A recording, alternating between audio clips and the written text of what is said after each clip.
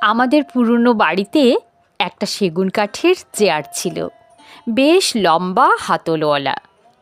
পিঠের ঠেস দেবার জায়গায় 4টে বড় পাটি, বসার জায়গাটাও অনেক বড়।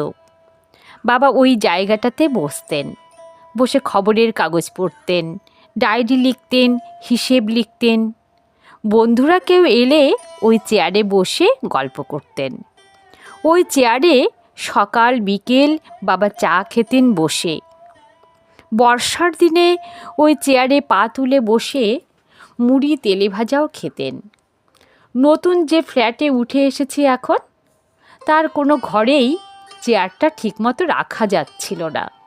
ঘরে, বারান্দায়, ডাইনিংয়ে কোথাও চেয়ারটা মানাচ্ছিল না। নতুন সব আসবাবের মধ্যে চেয়ারটা অসম্ভব বেমানান। কিন্তু বাবার মতোই বাবার ওই চেয়ারটাও আমার ভীষণ প্রিয়। ওটা ফেলে দেব বা বিক্রি করে দেব কোনোটাই ভাবতে পারি না। চেয়ারটা দেখলেই বাবার কথা মনে পড়ে। বাবা চেয়ারটায় বসে মহাভারত পড়তেন, গীতা পড়তেন, রবীন্দ্রনাথ পড়তেন। চেয়ারটার গায়ে হাত রাখলেই আমার এখনও মহাভারত, গীতা, রবীন্দ্রনাথ কানের মধ্যে বেজে ওঠে। তবু সেই চেয়ারটাকে রাখতে পারলাম না। নতুন কেনা একটা স্টিলের আলমারি ঘরে ঢোকানোর সময় ধাক্কা লেগে চেয়ারটা ভেঙে গেল, একটা পা জখম হয়ে গেল। তারপর থেকে ফ্ল্যাট বাড়ির ছাদে জলের ট্যাঙ্কের পাশে এক কোণায় চেয়ারটা পড়ে আছে। বৃষ্টিতে ভিজছে, রোদে পুড়ছে। তবু ছাদে গিয়ে চেয়ারটার দিকে চোখ পড়লে বাবার কথা ভীষণ মনে পড়ে। একদিন ভোর রাতের স্বপ্নে বাবাকে দেখলাম।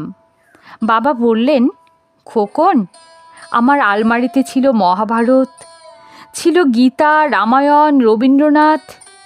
তোর আলমারিতে শেয়ারের কাগজ, ব্যাংকের পাসবই আর স্কচের বোতল।